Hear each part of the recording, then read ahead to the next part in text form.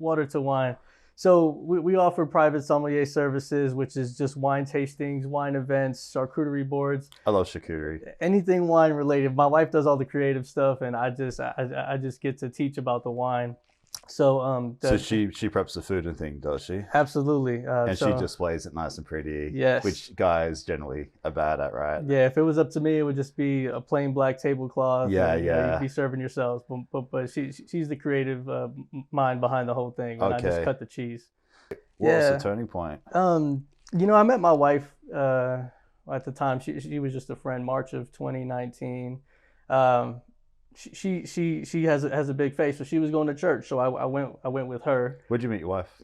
Here in Vegas. Like through a friend? Oh, on Bumble, actually. Oh, okay. yeah. Dude, so you keep hearing success stories about these online platforms. Funny enough, man, they kind of get a bad rap, but you just never know. You know How old are you, if you don't mind me asking? 27. Okay, so you're pretty young. I'm 42. Yeah. Oh, okay. So the whole online thing is still a little bit like different for me, meeting your lifelong partner. Yeah. But I mean, at your age, I feel like it's super common. Yeah, I mean, I never expected it, right? But you just it just happens the way it happens. So. But I mean, your process of elimination, like certain things you like, don't like, you can eliminate, rather than going on 50 dates to find out what you can find out in 2 seconds. That's right.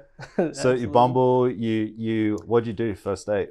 First date, we went to Sofrito Rico down there on Charleston and What Decatur. is that? What restaurant's that? Puerto Rican food. Okay, It's nice. like I one love of the Puerto two Rican. in the whole Nice. the whole town. Yeah. Man. So before I got in my accident, she left me because she was tired of dealing with me and seeing me strung out and miserable and sad. And she's like, yeah.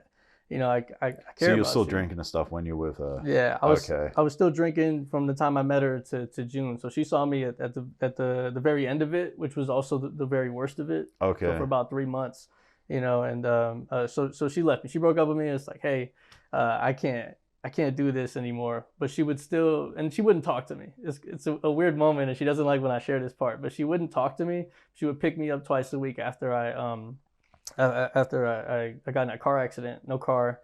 She would pick me up Sundays and Wednesdays to go to church. Oh, would she? Yeah. That's pretty amazing. Yeah, so she was faithful in that, and that's the best She was still thing there she did for you. Yeah, She absolutely. just didn't want to be with you. Yeah. But that was also your own fault, wasn't it? Exactly.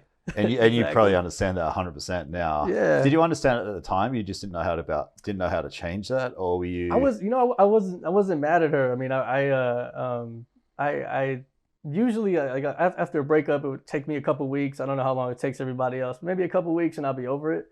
And then I couldn't get over her. It's crazy because it's in her nature to run when things get hard. And I'm not talking bad about her because I tell her this all the time, but. So you guys kind of connected from day one in a way, probably. Yes. Yeah, that's that interesting. Way. And just we're like polar opposites, in attitude and everything else. Yeah. It's like, she wasn't what I thought I would go for. She wasn't my type, I guess. Yeah, that's interesting. Yeah. So how long were you sober before she's like, hey, like this guy is really making a change and he's sticking to it? Sober for about 3 months. Oh wow. And then so we got back together. She made you work for it. Yeah, absolutely. And as I grew in my faith and as she saw that I was being consistent, and I wasn't using and I didn't want to, and I was pursuing her. The car rides got longer, and then she would talk to me, and we would sit outside and just kind of chat. It was a long, gradual relationship that was rebuilt. From scratch. That's pretty amazing. As a guy I look up to, I can't remember his name. He's talking about like, if you're a smoker, you're trying to quit, and you say James Clear. It's in Atomic Habits. It's another guy. It's an English guy.